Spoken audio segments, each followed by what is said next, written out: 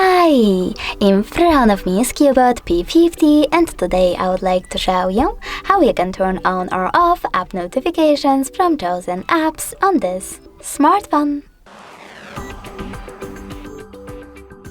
First of all, you need to access Settings and tap on Apps and Notifications.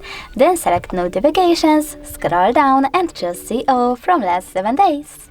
Now you can click on Most Recent and select one of those options. I will go with Most Frequent. Now click on the switcher next to an app from which you want to block notifications from. I will go with Google.